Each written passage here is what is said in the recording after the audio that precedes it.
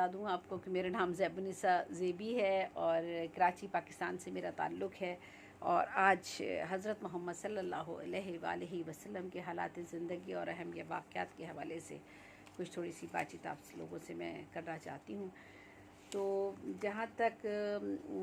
हज़ूर रबी अव्वल के महीने में हज़ूर सल्लल्लाहु अलैहि वसल्लम की वलादत बासआदत का तज़किरा अगर किया जाए तो रबी अव्वल के महीने में सरवर कायनात हज़रत मोहम्मद सल्लल्लाहु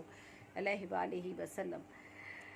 की वलादत बासआदत हुई और ये बहार का मौसम था और पीर का रोज़ 9 रबी अव्वल आमुल फ़ील का साल कहलाता है। दूसरी तकवीमों के मुताबिक भी मुख्तलिफ जो है वो सन उनके होते हैं, लेकिन सन ईस्वी के एतबार से जो है 22 अप्रैल और 571 जो है ये उनकी पैदाइश का साल है। हज़ूर अकरम सल्लल्लाहु अलैहि वसल्लम मक्का मुकर्रमा में सुबह सादिक के बाद तुलू आफ्ताब से कबल दुनिया में तशरीफ़ लाए और आप जो थे वो मैं फिर बाद में पूरा शजरा तो खैर नहीं बताती हूँ क्योंकि काफ़ी तवील है बहुत ज़्यादा। तो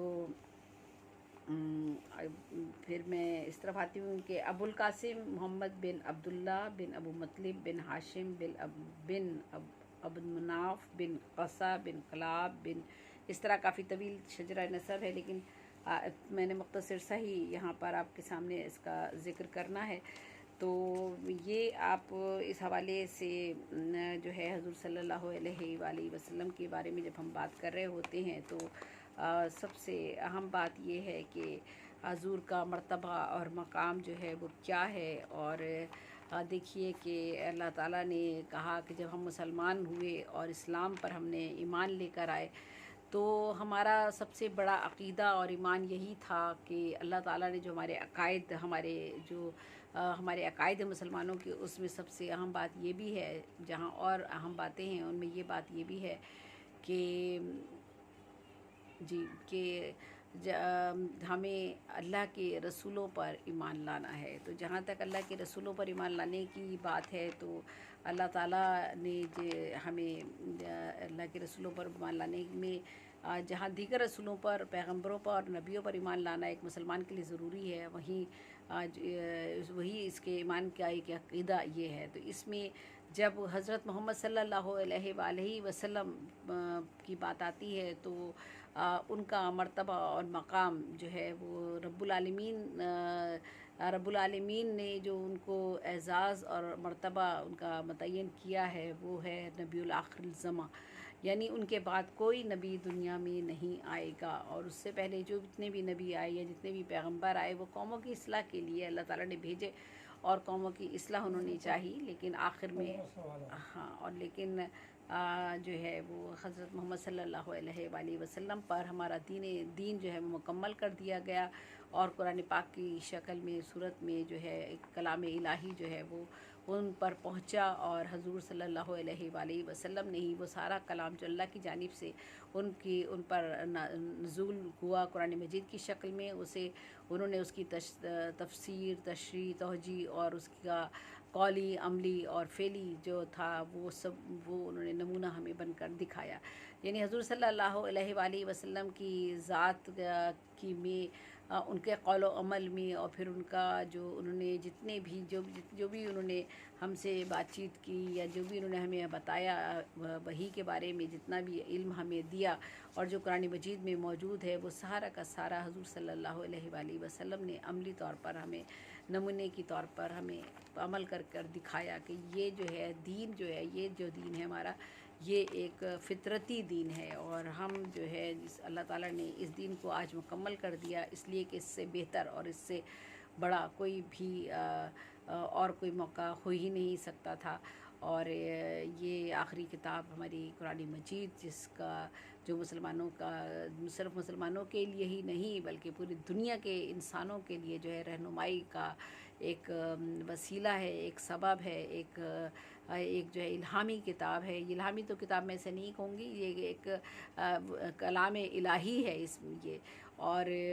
जो है इसके ज़रिए जो है पूरी दुनिया के इंसानों को जो है वो ज़िंदगी गुजारने और दुनियावी और दीनवी तौर पर जो है उसकी रहनुमाई के लिए जो है एक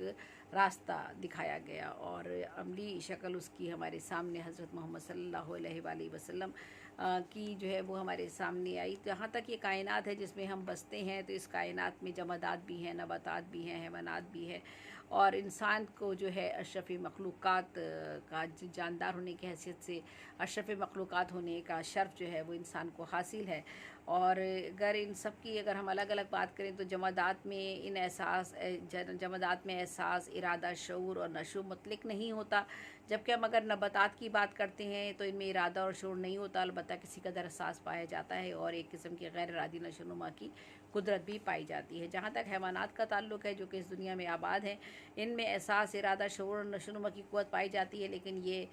نطق کی دولت سے محروم ہوتے ہیں۔ انسان کی جہاں تک بات کی جاتی ہے کہ انسان کیا ہے، تو انسان کا شمار حیوانات میں ہوتا ہے، لیکن کون سا حیوانات؟ حیوان ناطق جسے کہا جاتا ہے، یعنی اشرف مخلوق کا جسے درجہ دیا گیا، لیکن اس میں وہ ساری قوتیں اور صلاحیتیں بدرجہ تم پائی جاتی ہیں جو عام طور پر دوسرے حیوانات، یعنی جن کو ہم جانور اگر کہتے ہیں، ان میں نہیں ہوتی، کیونکہ حیوان ناطق ہونے کے ناطے اس کے اندر سوچ اور سمجھ اور فکر اور فہم و ادراک کی صلاحیتیں اللہ تعالیٰ نے جو ہیں وہ رکھی ہیں۔ اسے عاقل کہا ہے، اور اس نے اپنی خودداد صلاحیتوں کی وجہ سے ہی کائنات میں نہ صرف اشرف اعلیٰ کا رتبہ پایا، بلکہ اللہ کی جانب سے جو ہے یہ دنیا میں بھیجا گیا، اور اس پر کچھ ذمہ داریاں اور حقوق جو ہے، کچھ ذمہ داریوں کے ساتھ کچھ فرائض اور حقوق جو ہے وہ اس پر عائد کیے گئے۔ تو انسانوں میں مختلف قسم کے انسان ہیں، ہر ایک کی الگ الگ فہم و فراست ہے، احساس ذمہ داری ہے، عقل ہے، اور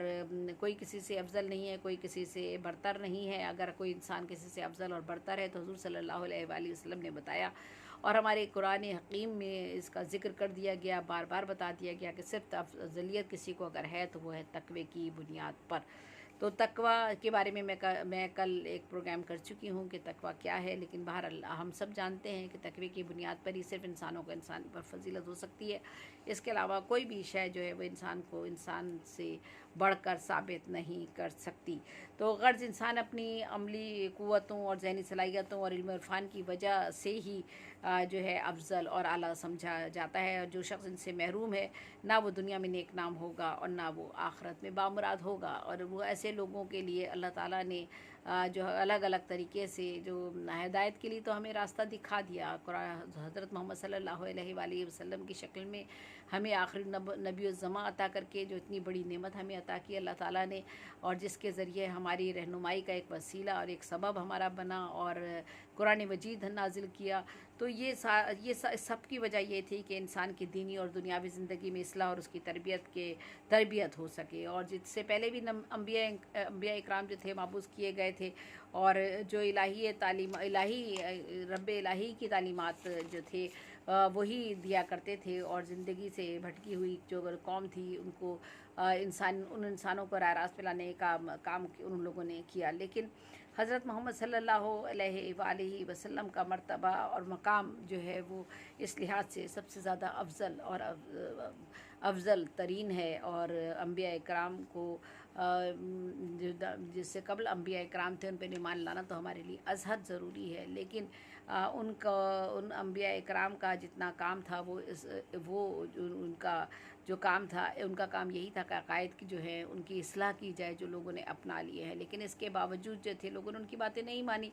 تو اللہ تعالیٰ نے ایک کے بعد ایک نبی اور پیغمبر جو ہے وہ دنیا میں مابعوث کرتے رہے، اور انہوں نے ان کی تعلیمات جو ہیں وہ کتابی شکل میں بھی اللہ کی طرف سے نازل ہوتی رہیں، لیکن ان کتابوں میں بھی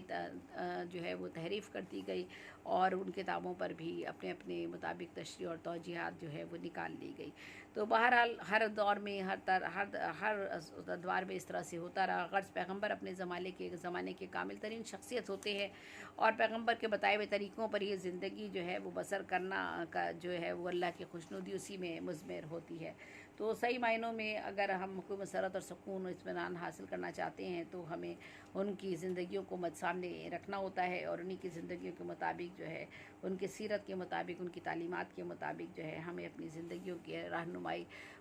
میں رہنمائی حاصل کرنی ہوتی ہے۔ جہاں تک حضرت محمد صلی اللہ علیہ وآلہ وسلم کا تعلق ہے تو آپ کا سب سے مرتبہ سب سے اعلیٰ اور سرکار دو عالم سب سے افضل اور پیغمبروں میں ممتاز اور سب سے آخری نبی الزماں کہلاتے ہیں۔ انبیاء کرام کے مقابلے میں آپ کے اندر جو خصوصیات تھیں اور جو کہ وہ یہ کہ سب سے اہم کتاب یعنی قرآن مجید آپ کے اوپر آخری کتاب آپ پر اتاری گئی اور آپ آخری نبی کہلائے، آپ آخری نبی ہوئے۔ آپ کی لائی ہوئی تعلیمات جو ہے مخصوص قوم، جماعت اور ملک کے لیے نہیں تھیں بلکہ تمام دنیا کی امت آخری امت تک کے لیے تھی، یعنی دنیا کے ہر انسان کے لیے یہ ساری تعلیمات تھیں، کسی خاص قوم کے لیے، کسی خاص فرد کے لیے یہ تعلیمات نہیں تھی۔ آپ کے اقوال اور اعمال جو ہیں وہ ہمیں حدیث کی صورت میں محفوظ ہیں، اور لہٰذا قرآن فہمی اور قرآنی زندگی اس وقت انسان کو نصیب نہیں ہو سکتی جب تک کہ احادیث پر عمل پیرا نہ ہوا جائے۔ قرآن اگر جو ہے قرآن میں جو بھی چیزیں ہمیں بتائی گئی ہیں ان کی تشریح اور توجیہ کے لیے خود حضرت محمد صلی اللہ علیہ وآلہ وسلم کی سیرت ہمارے سامنے موجود ہے، اور اس میں ان کے اقوال اور اعمال اور عقلاً اور نقلاً قابل عمل اور قابل تسلیم، لائق تسلیم جو بھی کچھ قرآن کہتا ہے وہ ساری کی ساری چیزیں جو ہے ہمیں چلتا پھرتا ایک نمونے کی شکل میں حضور کی زندگی میں ہمیں نظر آتی ہے۔ انبیاء کرام کی ضرورت اور خصوصیات اور اہمیت سے واقف اگر ہم ہو جائیں تو اس کے بعد جب ہم حضرت محمد صلی اللہ علیہ وآلہ وسلم کی ذات گرامی اور ان کے مرتبے اور مقام اور افضلیت اور فضیلت کا جب ہم مطالعہ کرتے ہیں تو ہمیں یقین ہو جاتا ہے کہ اور ہمارا ایمان اور ہمارا یقین اسی بات پر ہوتا ہے کہ اللہ تعالیٰ نے جو ہے انسانوں کے لیے اللہ تعالیٰ اپنے انسانوں سے کتنی محبت کرتا ہے، اور ان کی رہنمائی کے لیے اس نے کس طرح سے وقتاً فوقتاً جو ہے وہ تمام نبیوں کو جو ہے مبعوث کیا دنیا میں، اور آخری نبی حضرت محمد صلی اللہ علیہ وآلہ وسلم کی مثال ہمارے سامنے ایک عملی ایسا نمونہ ہے حضور کی اللہ تعالیٰ کی محبت انسانوں کے ساتھ، اور اللہ تعالیٰ کی محبت اپنے محبوب پیغمبر آخر الزمان نبی صلی اللہ علیہ وآلہ وسلم کے ساتھ ہمیں جو ہے وہ سمجھ میں آ جاتی ہے۔ اور یہ عشق رسول اور عشق الہی جس کو بھی نصیب ہو جاتا ہے وہ شخص جو ہے وہ دنیا میں جو ہے وہ کامیابی کی دنیا میں بھی اور دین اور دنیا دونوں میں کامیابی کے راستے پر چلتا ہے۔ تو کسی بھی اعتبار سے اگر ہم بات کریں کہ آج تک جتنے بھی دنیا میں مفکرین، ادیب اور جتنے بھی مذہبی پیشوا اور باکمال لوگ گزرے ہیں، کسی کے بھی حالات زندگی جو ہیں وہ پورے کے پورے محفوظ نہیں ہیں، اور نہ ہی ان کے سوائے چند تاریخی واقعات کے ہمیں اور واقعات نہیں ملتے۔ اسی طرح سے بہت سے نبیوں اور پیغمبروں کے بھی ہمیں زندگی کے ایک ایک دن کے واقعات یا ایک ایک لمحے کے واقعات ہمیں محفوظ نہیں ملتے، لیکن ان تمام انبیاء اکرام میں صرف حضور صلی اللہ علیہ وآلہ وسلم کی ذات گرامی ایک ایسی ذات ہے جس کا ہمیں ہر پہلو جو ہے ہمارے سامنے ہے، اور اللہ تعالیٰ ان کی زندگی کے جتنے بھی ان کے زندگی کے واقعات ہیں اور حالات ہیں وہ سارے کے سارے ہمارے سامنے مستند اور تاریخی اعتبار سے جو ہے دلائل کے ساتھ محفوظ ہیں، اور جن کے مطالعے کرنے سے انسانی زندگی میں نہ صرف شعور اور آگہی پیدا ہوتی ہے بلکہ وہ انسان جو ہے انسانیت کے مرتبے پر فائز ہونے کے قابل ہو جاتا ہے، اور جسے اشرف مخلوق کا درجہ دیا گیا ہے اس مرتبے کو جو نبھانے کا فریضہ ہے وہ ادا کرنے میں کسی حد تک کارگر ثابت ہو سکتا ہے، لیکن شرط یہی ہے کہ سب سے پہلے جو ہے وہ اللہ رب کریم کی ذات پر ایمان لانے کے ساتھ ساتھ اس کے احکامات پر عمل کیا جائے، اور اس کے پیغمبر نبی الآخر الزماں کی بتائی ہوئی راہ پر چلا جائے، اور جس طرح انہوں نے خود قرآن مجید کی ایک ایک بات پر خود عمل کر کے دکھایا ہمیں، اور بالکل اسی طرح سے ہمیں بھی کوشش کرنی چاہیے کہ ہم جو ہیں ان تمام چیزوں کو مد نظر رکھیں، اور جو انہوں نے جو تعلیمات ہمیں دی حضرت محمد صلی اللہ علیہ وآلہ وسلم نے قرآن پاک سے حاصل کرنے کے بعد ان تعلیمات پر ہم پوری طرح سے عمل کریں۔ تبھی حضور کی ذات کے بارے میں کیا بات کی جائے، وہ آپ جامع الصفات تھے، ارشاد باری تعالیٰ ہے کہ آپ کے بعد کسی نبی کی ضرورت باقی ہی نہیں رہی، تو اس سے بڑی بات ختم ہو جاتی ہے، اور تمام آپ کی اطاعت اور اتباع کا ہمیں حکم دے دیا گیا ہے۔ حقیقت یہ ہے کہ ایمان کی دولت، خدا کی عظمت اور احترام اور محبت آپ ہی کے ذریعے ہمیں نصیب ہوئی ہے، اسی لیے آپ کی محبت جس قدر زیادہ ہوگی معرفت الہی بھی اتنی ہی زیادہ ہمیں نصیب ہوگی۔ تو حضرت محمد صلی اللہ علیہ وآلہ وسلم کے بارے میں جہاں تک ان کے ان کی پیدائش کی بات اگر کی جائے یا ولادت کی اگر بات کی جائے تو وہ سرزمین جس کو ابر کی چادر کبھی نصیب نہ ہوئی تھی، جس کا آفتاب ہمیشہ بے نقاب رہا، جس کا ماتاب شب کی آغوش میں کبھی آرام کی نیند نہیں سویا، اس سرزمین کو اللہ تعالیٰ نے اپنی رحمتوں کے لیے منتخب فرما لیا، اور وہ جو شام کے بازاروں اور یروشلم کے ہیکلوں سے روٹ گیا تھا، پھر مہربان ہوا تاکہ دشت حجاز کے ریگستانوں کو پیار کرے اور اپنی محبت کے لیے ایک نئی قوم کو چن لے۔ رب العالمین نے اپنی عظیم ترین نعمت دنیا میں بسنے والوں کو بخش دی تاکہ امت مسلمہ کا ظہور ہو۔ رحمت خداوندی نے سردار نبی اور سردار سردار مکہ سیدنا ابو مطلب کے بیٹے جناب عبداللہ کو اپنی آخری امانت کے لیے منتخب کیا، اور آپ کی رحمت اپنی رحمت سے حضرت محمد صلی اللہ علیہ وآلہ وسلم کی شکل میں ان کو جو ہے وہ یہ نعمت عطا کی، اور بی بی آمنہ حضرت آمنہ کو یہ روشن جو ہے وہ چاند اور سورج اور یہ ساری پوری کائنات ان کی گود میں ڈال دی۔ ظہور اکبر کی اگر بات کی جائے، حضرت محمد صلی اللہ علیہ وسلم کے ظہور کی اگر بات کی جائے تو عرش الہی پر اس وقت فرشتوں نے حمد و ثنا کے ترانے چھیڑ دیے تھے، آسمان سے انوار کی بارش شروع ہو گئی، اور رب ذوالجلال نے اپنی شان کریمی کے نظارے کیے۔ ایک بار پھر جو ہے وہ تمام جبل جتنے بھی پہاڑ تھے اور وہ سارے کے سارے روشنیوں سے دمکنے لگے، اور اصالت کا آفتاب کفر کی تاریکیوں کو چیرتا ہوا عرب کے افق پر طلوع ہو گیا۔ تو اگر ہم ظہور اکبر کی بات کریں، حضرت محمد صلی اللہ علیہ وآلہ وسلم کی پیدائش کی بات کریں، تو اس معتبر اور مقدس مقام پر سردار مکہ حضرت ابو مطلب کا مکان تھا،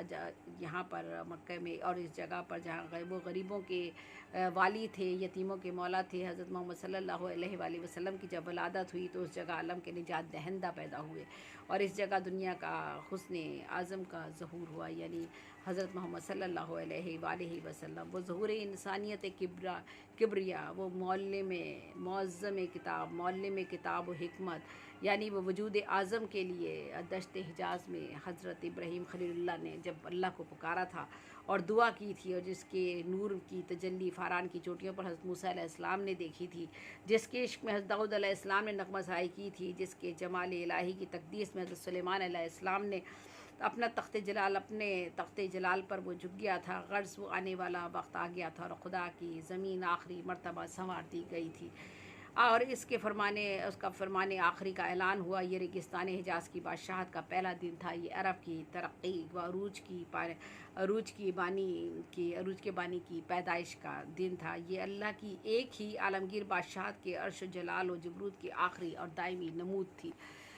ایک خدا کے پرستار سینکڑوں خداؤں کے ماننے والی سرزمین پر جلوہ گر ہو چکے تھے، سینکڑوں خداؤں کو ماننے والے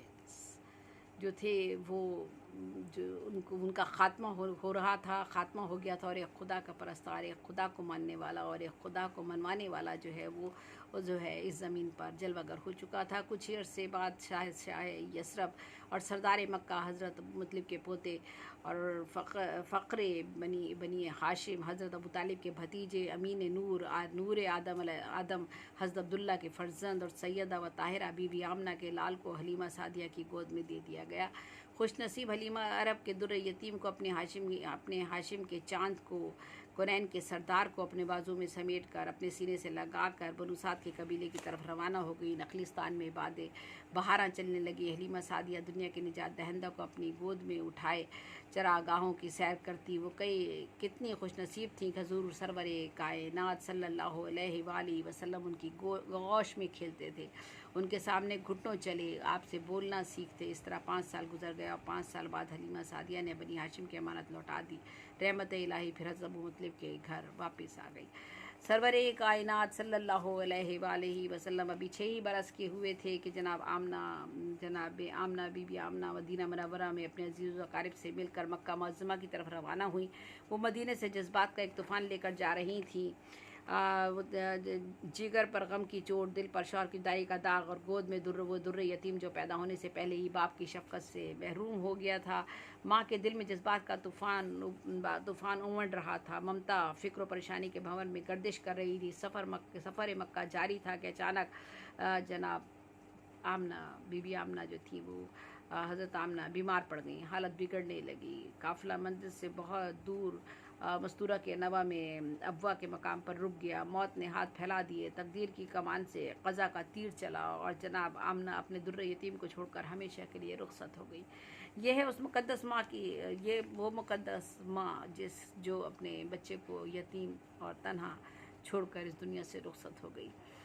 इन्हीं पत्थरों के टुकड़ों पर सरवर कायनात रहमतुल आलमीन सैयदुल कौनैन हज़रत मोहम्मद मुस्तफ़ा सल्लल्लाहु अलैहि वसल्लम ने 6 बरस और 3 माह की उम्र में आंसुओं के चिराग जलाए थे। वादी अब्वा में ये हज़रत आमना बिनते वहब के मज़ार मुक़द्दस मौजूद है,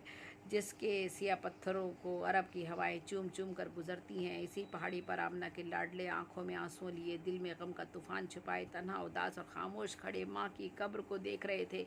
कि उम्मे अमन ने बढ़कर गोद में उठा लिया और बनी हाशिम की इस मुक़द्दस अमानत को लेकर मक्का की तरफ चल पड़ी। अभी माँ की जुदाई का ज़ख्म ताज़ा ही था कि दादा हज़रत अबू मुतलिब इंतकाल फरमा गए। नन्हे से दिल पर कोहे अलम टूट पड़ा। ये हुज़ूर सल्लल्लाहु अलैहि वसल्लम की ज़िंदगी के इब्तिदाई दिनों की बात है और उसी का तज़किरा है। उनका बचपन फिर किस तरह से गुज़रा और फिर उन्होंने क्या किन किन मसाइल और का उनको सामना करना पड़ा, और आपका जो चूँकि आपके वालिद का किरदार, आपका ख़ानदान, आपके दादा, आपकी ख़ानदान की पूरा हसब नसब जो भी है, उन सारी चीज़ों का असर जो था वो आपकी शख्सियत पर था। और आपकी सीरत जो है उसकी अगर ज़िक्र किया जाए तो नबी करीम की अगर हम सीरत की बात करें या नबी करीम रहमतुल आलमीन ख़ातिमुल नबी हज़रत मोहम्मद सल्लल्लाहु अलैहि वसल्लम की ज़ात अक़दस की जब हम बात करते हैं तो उन्होंने कुरान मजीद की शक्ल में हमें एक ऐसा लाया अमल, एक ज़ाब्ता हयात हमें अता किया जो कलाम इलाही की शक्ल में अल्लाह ताला ने उन पर नाजिल फरमाया था कि वो जो है वो पूरी दीन और दुनिया और पूरी कायनात के लिए जो है वो एक रहनुमा साबित हुआ। तो आप सल्लल्लाहु अलैहि वसल्लम फ़र्द कामिल थे कि अल्लाह रब्बुल इज़्ज़त ने आपके अंदर तमाम औसाफ़ जमा कर दिए थे। इंसानी ज़िंदगी के लिए जो मुकम्मल लाए अमल बन सकते हैं वो तमाम खूबियाँ आपके अंदर मौजूद थीं। आपका रिफ़त किरदार, आपका फ़ाज़लाना अखलाक, आपका करीमाना आदात, सबसे ज़्यादा आप मुमताज़ थे। मज़ीद ये कि नबी करीम सबसे ज़्यादा खुश अखलाक थे, बहुत ही मुअज़्ज़िज़ और नरम दिल, रास्त गो और सिद्क़ व अमीन के लक़ब से तो आप पुकारे जाते थे। दूर अंदेश, खैर अंदेश, जहानत और अक्ल व दानिश में जो थे वो आपका कोई सानी नहीं था। अमानतदारी और पाबंद अहद के आपका मशहूर था। वादा खिलाफ़ी करना वहाँ पर लोगों का रोज़मर्रा का मामूल था। वक्त की पाबंदी कोई नहीं करता था। सारे पूरे अरब की सूरत हाल ऐसी थी कि हर तरफ बिगाड़ पैदा हो चुका था। ऐसी सूरत में आपने उस कौम में एक ऐसा सादिक व आमीन आप पैदा हुआ जिसको तमाम वहाँ के लोगों ने ख़ुद ये ख़िताब दिया, क्योंकि आपकी दियानत से और अमानत से वो तमाम के तमाम लोग जो थे वो मुझसे तमाम के तमाम आपकी दियानत और अमानतदारी से मुतासिर थे, आपकी शख्सियत से, आपकी सीरत से। हालांकि ये अहले जहालियत का दौर था और जहालत में जो है वो कोई भी कि अपने आगे किसी को कुछ नहीं समझता, लेकिन आपने अपनी शख्सियत से, अपने किरदार से, अपनी सीरत से जो है अपने आप को मनवाया। आपने मक्का में बकरियां भी चराईं और जो है वो बहुत ही तकलीफ़ दे ज़िंदगी आपने बसर की। आपका पूरा बचपन जो था वो बहुत ही मुश्किलात का शिकार रहा। और फिर बचपन के साथ साथ अगर हम अगली ज़िंदगी का तज़किरा करेंगे अभी तो वो भी جو ہے اس کا بھی اگر ہم احاطہ کریں تو اس میں بھی آپ کو آپ ہمیں نظر آتے ہیں کہ کس طرح آپ نے تکالیف کا سامنا کیا اور اسلام کو پھیلانے کے لیے آپ نے جو ہے وہ کن کن مراحل سے آپ گزرے۔ جہاں تک تقوی کا عالم ہے تو تقوی جو ہے وہ حضور صلی اللہ علیہ وآلہ وسلم کے تقوی کے بارے میں جو ہے وہ کیا بات کی جائے، کیونکہ آپ پیغمبر ہیں اور آپ سے زیادہ جو ہے وہ قرآن حکیم کو سمجھنا اور سمجھانے والا کوئی دوسرا پیدا ہی نہیں ہوا، اور سب سے زیادہ ہمارے مذہب میں جو ہے تقوی کو ہی اہمیت دی گئی ہے۔ تقوی جو ہے برائیوں سے بچنے کا نام ہے، اور تقوی ہی جو ہے جو انسان میں افضلیت، انسانوں کو انسانوں پر افضلیت کا مرتبہ دلواتا ہے۔ تو آپ نے کئی دن فاقے سے گزارے، کافی تکالیف اٹھائیں، اور کھجور اور صرف پانی پی کر آپ نے جو ہے وہ عبادات کیں، اور جو ہے اپنے گھر سے دور آپ گھاٹیوں میں چلے گئے، وہاں پر عبادات کرتے رہے، اور جو ہے آپ نے اللہ کی عبادت میں مشغول رہے، اور نیک کاموں کی طرف جو تھے متوجہ رہے۔ آپ نے جہاں تک آپ کا اخلاق کا تعلق ہے تو سب جانتے ہیں، بہت نرم خو تھے، بہت ہی آپ کا دل جو تھا وہ نرم تھا، حلیم طبیعت کے تھے، صابر تھے، شاکر تھے، آپ کا اخلاق میں بہت اعلیٰ و عرفہ تھے۔ تو آپ کے اخلاق جو ہے اس کے لیے تو پورے کتابیں چاہیے آپ کے اعلیٰ اخلاق اور صفات کو بیان کرنے کے لیے، تو بہت سی جو ہے وہ بڑا طویل جو ہے وہ صفات چاہیے جن پر آپ کی جو ہے سیرت کے بارے میں بات کی جا سکے۔ جہاں تک آپ کی شجاعت اور بہادری کی بات کی جائے تو اس میں آپ کو بلند ترین مقام اور مرتبہ حاصل تھا۔ آپ کے جتنی بھی غزوہ اور جنگوں میں آپ نے حصہ لیا، اور آپ کے ساتھ ساتھ آپ کے صحابہ نے حصہ لیا، اور دیگر لوگوں نے آپ کے ساتھ دیا، وہ سب صرف آپ ہی کی وجہ سے، آپ کی شجاعت اور بہادری ہی کی وجہ سے ان لوگوں میں یہ حوصلہ اور ہمت جو تھی، وہ طاقت جو تھی، یہ صرف آپ کی وجہ سے پیدا ہوئی۔ تو آپ کی شجاعت کو اور بہادری کا تذکرہ جو ہے وہ کس قدر اہم ہے، اور یہ اگر آپ کے اندر یہ صلاحیتیں، آپ کے اندر اللہ تعالیٰ نے یہ صلاحیتیں، منتظمانہ صلاحیتیں رکھی تھیں، اور یہی وجہ تھی کہ آپ کو اللہ تعالیٰ نے، چونکہ ایک پیغمبر، اور وہ بھی ایسا پیغمبر جو کہ آخر الزماں کہلایا، جس کے بعد دنیا میں نبوت جو ہے وہ ختم ہو جاتی ہے، تو آپ کو اللہ تعالیٰ نے تمام خصائل سے نوازا تھا۔ آپ کے اندر سخاوت بھی تھی، دریا دلی بھی آپ کے اندر موجود تھی، اور بہت ہی انکساری بھی تھی، ملنسار تھے، خوش اخلاق تھے، اور کبھی انا اور خودداری بھی آپ کے اندر بہت تھی۔ کبھی جو ہے وہ آپ نے کسی لالچ اور کسی طمع کی طرف آپ نے جو ہے وہ نظر نہیں کی، اور بلکہ ان چیزوں کو جو تھا، تمام برائیاں، جتنی بھی دنیا میں برائیاں اس وقت اہل عرب میں موجود تھیں، ان سب سے آپ نے ان لوگوں کو دور لے جانے کے لیے، دور ہٹانے کے لیے آپ نے اسلام کی تبلیغ کی اور اسلام کو پھیلانے کی کوشش کی۔ گو کہ آپ کا بچپن جو تھا یتیموں کا بچپن تھا، آپ نے جو تھا، آپ کے سر سے ماں باپ کا سایہ اٹھ چکا تھا، آپ نے بہت ہی بچپنے میں بہت زیادہ تکالیف کا سامنا کیا، اور آپ کو وہ زندگی میسر نہیں آئی جو کہ دوسرے بچوں کو میسر آتی ہے، لیکن آپ نے ان سب کے باوجود جس ہمت اور حوصلے اور جمع مردی اور اس کے کہنا چاہیے کہ بہادری کا مظاہرہ کیا، اور جس صبر و استقلال کا اور استقامت کا مظاہرہ کیا، اس کی مثال ہمیں کہیں نہیں نظر آتی۔ اور جہاں تک حضور صلی اللہ علیہ وسلم کی سیرت بلکہ ان کی اگر صورت کی بھی بات کی جائے تو ان جیسا دنیا میں کوئی دوسرا شخص پیدا ہی نہیں ہوا۔ تو اللہ تعالیٰ کے وہ محبوب، اور اللہ تعالیٰ ان سے محبت کرتا، اللہ تعالیٰ کی محبت ان پر نچھاور، اور ہم سب کو اس کی ہدایت کی گئی ہے، اور ہم سب جو ہے حضور صلی اللہ علیہ وآلہ وسلم کی جو عظمت اور فضیلت، اور جو ان کا مرتبہ اور مقام ہے، اس پر ذرہ برابر بھی جو ہے اگر کوئی دشمن اسلام بات کرنے کی کوشش کرے تو ہم سر دھڑ کی بازی لگا کر اپنی جان تک کی قربانی سے بھی دریغ دینے سے کبھی پیچھے نہیں ہٹتے۔ اور یہ جہاں تک اب دیگر واقعات کا اگر ہم ذکر کریں تو جب حضور صلی اللہ علیہ وآلہ وسلم 40 جب ان کا بچپن کا دور گزر گیا، اور انہوں نے جو تھا وہ اپنا وہ وقت جب ان کا گزر گیا، تو جب وہ زندگی کی جوانی کی منزل شباب پر جب وہ پہنچے تو سرور دو عالم انسانیت کا آپ پیکر تھے، اور آپ کے اندر تمام خوبیاں اور اور جو تمام خوبیاں آپ کے اندر موجود تھی، تمام دیانتداری، امانت داری اور انسانیت کا آپ مجسم جو تھے، وہ آپ ایک نمونہ تھے. تو ایسے وقت میں آپ کی شہرت دور دور تک، آپ کی خوبیوں کی اور خصائل کی شہرت اور شہرت دور دور تک ہو چکا تھا. ان حالات میں بی بی ختیجہ، حضرت ختیجہ نے جو ہے وہ ختیجہ الکبریٰ نے آپ کے لیے پیغام نکاح جو ہے وہ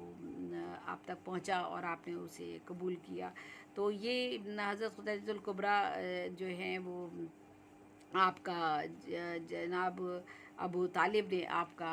خطبہ نکاح پڑھایا اور دنیا کی دو مبارک ہستیوں کو رشتہ ازدواج میں منسلک کر دیا. اس وقت حضرت محمد صلی اللہ علیہ وآلہ وسلم کی عمر مبارک 25 سال کی تھی،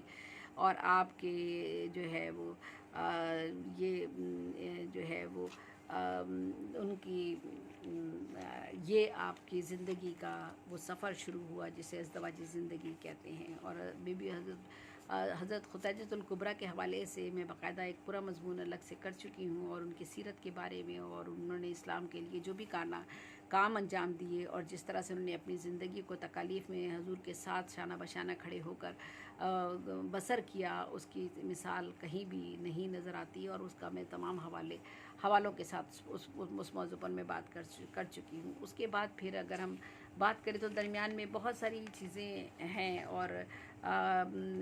جن میں ہم اگر بات کرتے ہیں کہ کس طرح سے جو ہے وہ تجارت، پھر آپ نے تجارت کی طرف آپ راغب ہو گئے، اور پھر آپ نے تجارت کی، پھر آپ پر نبوت جو ہے، جب آپ پر نبوت کا وقت آیا تو آپ کن کیفیات سے گزرے، اور اس وقت آپ کا بی بی ختیجہ نے کس طرح سے حضرت ختیجہ رضی اللہ عنہ نے کس طرح آپ کا ساتھ دیا. یہ ساری چیزیں جو ہے بنیادی طور پر ہم سب ان سے واقف ہیں. اور پھر وہ جبل نور جہاں پر غار حرا موجود تھا، اس جبل میں وہاں پر آپ نے کس طرح سے اپنی زندگی میں کی جو عبادات کے دن تھے وہ گزارے، اور آپ اللہ تعالیٰ کا کلام جو ہے وہ کس طرح سے جبریل علیہ السلام آپ کے پاس لے کر آئے، اور آپ پر پہلی جب وحی اتری تو آپ کی کیا کیفیات تھی. اور ہدایت کے لیے پھر رشتے اللہ تعالیٰ نے آسمان سے زمین کی طرف بھیجے، اور نزول قرآن شروع ہوا. تو ایک منٹ کے لیے پھر میں، کیونکہ اس میں وہ ایک پتہ نہیں کیوں یہ خود بخود اس پر چلا جاتا ہے کہ کلر چینج ہو جاتے ہیں اس کے. ایک سیکنڈ آپ کو معذرت کہ یہ مجھے پریشانی کا سامنا کرنا پڑتا ہے. پتہ نہیں سیل میں یہ کیا پرابلمز ہیں کہ بلیک اینڈ وائٹ پہ چلا گیا یہ. اور ایک تو میں نا تھوڑا سا اناڑی بھی ہوں انٹرنیٹ کے معاملات میں، تو لیکن بہرحال چلے ہو گیا، مسئلہ ہو گیا. آئی کمفرٹ پہ میں چلی گئی تھی، پتہ نہیں شاید وہ خود بخود چلا جاتا ہے ایک آئی کمفرٹ پر. اور اس کو میں بیک کروں، بیک کہاں سے کریں گے، شاید یہاں سے بیک کریں گے. جی میں بالکل اب آپ کے سامنے آ گئی ہوں. پھر نزول قرآن کا مرحلہ آتا ہے، اور جب آپ کا کلام الہی آپ سن کر جب آپ پر آپ کی جو کیفیت ہوئی، اور آپ کے جو اس وقت کیفیت تھی، اور پھر جب دعوت اسلام کا آغاز ہو گیا، اور رب کریم نے آپ کو جہانوں کی بادشاہت عطا کر دی، اور آپ کو اپنے محبوب کو بنی نوع آدم کا سردار اور محافظ بنا دیا. ان تمام مراحل میں آپ کے ساتھ ساتھ بی بی ختیجہ جو تھیں وہ موجود تھیں، اور انہوں نے آپ کی بہت زیادہ ہمت افزائی کی اور حوصلہ آپ کو بڑھایا، کیونکہ وحی کا آنا اور جس طرح سے یہ ان ساری کیفیات کا آپ پر سے گزرنا، اور پھر تجارت کے دوران جب آپ بی بی ختیجہ کا مال لے کر جایا کرتے تھے تو راستے میں پھر آپ کو ایک راہب نے بشارت بھی دی تھی، مسیرہ کو دی تھی کہ جو شخص اس درخت کے نیچے آج بیٹھا ہے یہ جو ہے وہ نبی ہوگا. تو بہرحال یہ وہ ساری چیزیں ہیں. پھر دعوت اسلام کا آغاز ہو گیا، اور سب سے پہلے حضرت ختیجہ الکبریٰ نے، اور حضرت ابوبکر صدیق نے، حضرت علی بن ابی طالب اور حضرت زید بن حارث نے جو تھا وہ اسلام کی تصدیق کی، اور لا الہ الا اللہ محمد رسول اللہ کا کلمہ پڑھ کر اسلام میں داخل ہو گئے. اسلام نے صرف ایک اللہ کی عبادت کا حکم دیا، قوم اور قبیلوں کی بالادستی مٹا دی. امیر غریب، گورے کالے، چھوٹے بڑے، اور سب کو جو ہے برابر کے حقوق اللہ تعالیٰ نے عطا کر دیے، اور عورتوں کا احترام اور तमाम ज़िंदगी में गुजारने के जितने भी अहकामात हैं वो सारे के सारे आप पर जो थे वो कुरानी शक्ल में जो थे वो आप तक पहुंचा दिए गए। गर्ज इंसान को इंसानियत के वो सबक दिए जो रहती दुनिया तक इंसानियत के लिए जो है मशअल राह रहेंगे, और उसको जो है वो कभी हमेशा जो है। फिर एक शक्ल कमर का भी एक वाक़या जो नमदार हुआ वो भी मैं आपको बताती हूँ। नबूवत का 7वां साल था। सरवर कौनैन हज़रत मोहम्मद सल्लल्लाहु अलैहि वसल्लम ने मना में जिस जगह आज मस्जिद है, मस्जिद अल हनीफ़ है, तशरीफ़ फरमा थे कि अहले मक्का ने मौजज़ा तलब किया। उन्होंने कहा कि अगर आप पैगंबर हैं, नबी हैं, तो कोई मौजज़ा करके दिखाइए। तो महबूब खुदा ने आसमान की तरफ देखा, आपकी अंगश्त शहादत चाँद की तरफ उठी और उसी लम्हे चाँद का नक़रे कुर्स 2 हिस्सों में तकसीम हो गया। मक्के के लोगों ने देखा कि चाँद का एक टुकड़ा जो था जबले बुकैस की घाटियों में उतरता चला गया, और चाँद के 2 टुकड़े हो चुके थे, मगर मक्का के लोगों के दिलों पर लगी हुई कुफर की मोहर उस वक्त भी नहीं टूटी थी। 7 करीब आ चुकी थी, चाँद शक हो चुका था। अगर वो लोग कोई निशानी और मौजज़ा देखते हैं तो रुगर्दानी करते हैं और कहते हैं कि ये तो सहर मुसलसल है, और उन्होंने झुटलाया और अपनी ख्वाहिश नफ्सात की पैरवी की, और हर काम के लिए एक वक्त लेकिन मुकर्रर होता है। तो लोगों ने इसको वही जादू से ही जो है वो तशबीह दी और इसी को, लेकिन उन्होंने इस बात को उस वक्त नहीं माना। लेकिन बहरहाल अल्लाह ताला को भी बहुत से आपसे काम लेने थे और अभी वक्त नहीं आया था। सो आपकी जदोजहद जारी रही, और आपके साथ साथ जो है वो तब आप जो है वो आपके साथ साथ जो है वो फिर आपको बेराज का वाक़या रसूलुल्लाह सल्लल्लाहु अलैहि वसल्लम का पेशतर वक्त जो था हरम पाक में आप गुजारा करते थे। आधी रात का वक्त था, बेदारी और ख्वाब की दरमियानी हालत थी। हज़रत जिब्राईल जिन्हें रूहुल अमीन के लक़ब से पुकारा जाता है, बुर्राक लेकर खिदमत नबी में तशरीफ़ लाया और फरमाया, जहानों के बादशाह ने अपने महबूब को याद फरमाया है। ये पैगाम हयात था, तजदीद मोहब्बत थी, मेराज आदमियत थी। रात के सन्नाटे में सरवर कौनैन सल्लल्लाहु अलैहि वसल्लम बुर्राक पर सवार होकर काबे से क़िबला अव्वल की तरफ माइल परवाज़ हुए। बुर्राक बैतुल मुक़द्दस की फ़ज़ाओं को चीरता हुआ मस्जिद अक़सा में उतरा। ये है सरज़मीन बोसागाह पैगम्बरा, और यही वो सरज़मीन बोसागाह पैगम्बरा थी जहाँ वो लेकर आपको पहुँचा था। इस ज़मीन पर सैकड़ों नबियों ने सजदा शुक्र अदा किया। इसी मकाम पर दाऊद अलैहिस्सलाम और सलेमान अलैहिस्सलाम ने इश्क़ इलाही के गीत गाए। इसी जगह ख़त्मुल नबी काबे आरफीन रसूल बरहक ने दूसरे नबियों के साथ 2 रकात नमाज अदा फरमाई। जिस मस्जिद का जिक्र हो रहा है या हरम पाक का जिक्र हो रहा है, वहाँ पर उस जगह वो तशरीफ़ लाए थे और वहाँ से आपको लेकर गए थे, और यही वो जगह थी जहाँ पर इससे पहले भी इसी जगह ख़ातिमुल नबी को भी काबे आरफीन और रसूल बरहक ने दूसरे नबियों के साथ 2 रकात नमाज अदा फरमाई थी। और इसी मकाम से हज़रत जिब्राईल अमीन के साथ आप जो थे बुर्राक पर सवार होकर आसमान की बुलंदियों की जानिब तशरीफ़ ले गए थे। अर्श इलाही पर हबीब अपने महबूब का मुंतज़िर था। आज रब्बुल आलमीन रहमतुल आलमीन से हम कलाम हुए थे, और इसी रात खुदाए बुज़ुर्ग व बरतर के हुक्म से 5 नमाज़ें फ़र्ज़ हुई थी, और इसी रात सूरह बकरा की आखिरी आयत भी अता हुई थी। तो बहुत से वाक़यात हैं और उनका ज़िक्र है। फिर बैत अक़बा है, फिर हिजरत है। तो बड़ा तवील ये मज़मून है जिस पर जितनी भी बात की जाए कम है। बैत अक़बा की अगर बात की जाए तो बना की पहाड़ियों और उनके दूर तक फैली हुई घाटियों के दरमियान हज के ज़माने में अरब के जब कबाइल जो थे क़िमज़न हुए, तो उस जगह सरवर कौनैन सल्लल्लाहु अलैहि वसल्लम कलाम रब्बानी सुनाकर हक़ व सदाकत की तबलीग फरमाते थे। नबूवत का 11वां साल था। मदीने से आए हुए लोग अक़बा में क़िमज़न थे, जहाँ आज मस्जिद अक़बा वाक़या है। रसूल बरहक सल्लल्लाहु अलैहि वसल्लम ने हक़ की दावत दी, और कबीला है ख़ज़राज के 8 अफराद हल्का बागोश इस्लाम हुए। इन्होंने इस्लाम कबूल कर लिया, और दूसरे साल कबीला औस और ख़ज़राज के अफराद ने एक अल्लाह और उसके आखिरी रसूल का इकरार किया। 13वां सन नबवी शुरू हो गया। अक़बा की इस ये घाटी थी, ये मौलम इलाही दाई रब्बानी हज़रत मोहम्मद सल्लल्लाहु अलैहि वसल्लम ने मदीने से आते हुए क़िबला औस और खज़रज के मर्द और 2 औरतों से इकरार के साथ बैत ले ली। हम इस्लाम की तायद और नुसरत में साबित कदम रहेंगे। जिन लोगों ने बैत की उन्होंने कहा, उनसे आपने बैत ली तो उन्होंने ये अल्फाज थे, हम इस्लाम की तायद और नुसरत में साबित कदम रहेंगे और ऐद करते हैं कि रसूलुल्लाह के दुश्मनों से जंग लड़ेंगे और किसी वक्त भी किसी भी हालत में हजूर को बेयार मददगार नहीं छोड़ेंगे। इस पैगाम के जवाब में महबूब खुदा ने अंसार को यकीन दिलाया कि आज से तुम मेरे और मैं तुम्हारा हूँ। जहाँ तुम्हारा खून गिरेगा वहाँ मेरा खून भी शामिल होगा।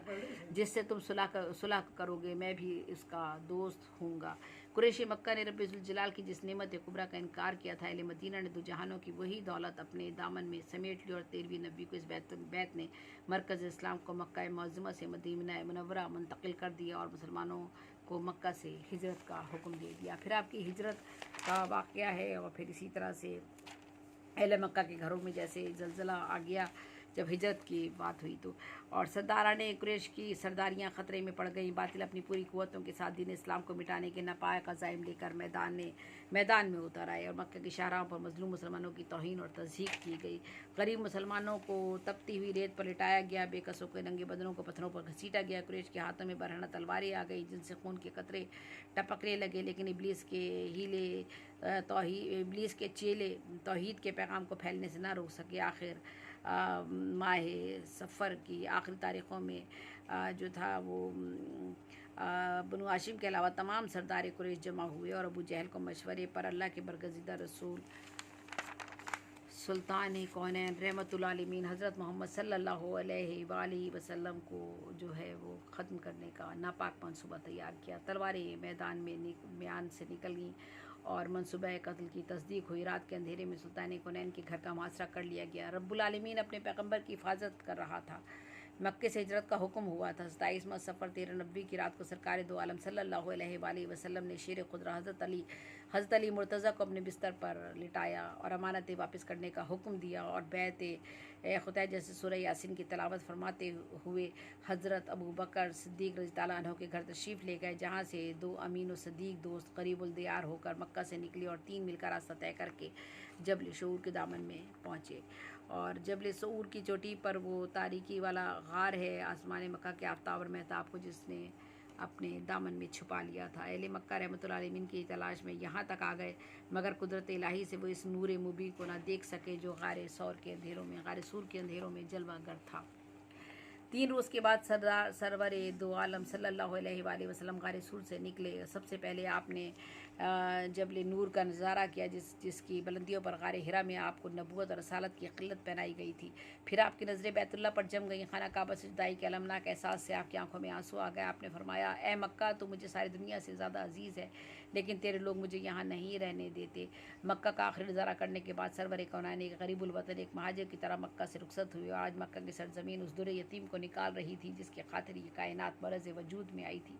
आज मक्का की फ़ज़ा अपने खुशबू को जुदा कर रही थी। आज मक्का का आसमान अपने नूर से महरूम हो रहा था, मगर वो नूर कायनात जो ख़त्मुल मुरसलीन हज़रत मोहम्मद सल्लल्लाहु अलैहि वसल्लम के रूप में जलवागर हुआ सरज़मीन मदीना का मुक़द्दर बन चुका था। 53 साल की उम्र में नबूवत का 13वां साल था और यकम रबी अव्वल बरोज़ पीर रसालत का चाँद मदीने के उफ़क़ की तरफ रवाना हुआ। ये लुटे हुए महाजिरीन का काफ़िला नहीं था, बल्कि दो जहानों की अज़मत थी जो मदीने की तरफ बढ़ रही थी। मक्का का आसमान खून के आंसू रो रहा था, ज़मीन अंगारे उगल रही थी, पहाड़ों की शोला रेस चट्टाने गर्मी से चटक रही थी, वीरान वादियों में उड़ती हुई खाक गज़ीब महाजिर की आमद का ऐलान कर रही थी और मदीने में इस्लाम की पहली मस्जिद कुबा। और ये इस तरह से फिर आपका जुम्मे का पहला खुतबा, फिर इसी तरह से ये सारे वाक़यात हैं। ये काफ़ी तवील मज़मून हो जाएगा, मैं इसको कहाँ तक आपकी ज़िंदगी के हालात और वाक़यात बयान करूँ। फिर मदीना मुनव्वरा में आपका क़याम, फिर मस्जिद नबी और फिर तहवील क़िबला उसका फिर ग़ज़वात का भी ज़िक्र आता है। ग़ज़वा बदर, यहूदी और फिर मुसलमानों के माबैन जो मार्के हुए उनका तज़किरा है, और ग़ज़वा उहद जो है उसका ज़िक्र आता है। फिर हज़रत उस्मान रज़ी अल्लाह अन्हु और उन्होंने जिस तरह से उनकी जो खिदमत है, फिर अबू बकर, हज़रत उमर, हज़रत अली, और फिर जो है वो आपकी रफ़ीक़ हयात का आपकी ज़िंदगी से जुदा हो जाना, ग़ज़वा खंदक के वाक़यात, सुलह हुदैबिया, फिर ग़ज़वा खैबर, और फिर फ़तह मक्का होना। फिर फ़तह मक्का के बाद मुसलमान और عیسائیوں کے مابین جو تھا، پھر معاہدہ ہونا 9 ہجری کا پھر معاہدہ ہے، پھر مسجد نبوی کی ہی بات ہوتی ہے، پھر مسجد نبوی کیا ہے، کیسے ہے، کس طرح ہے، محراب و منبر اس کے کیا کیا ہے، کہاں آپ خطبہ فرمایا کرتے تھے، کس طرح نماز ادا ہوتی تھی، کیا سب کس طرح سے اجتماع ہوتا تھا، پھر 15ویں صدی اور پھر حرم کا صدر دروازہ جو تھا وہ اور وہاں پر جو ہے وہاں اس کی یادگاریں ساری کی ساری بے شمار چیزیں، پھر ہجرہ اسود کا ذکر، پھر مطاف جو ہے وہ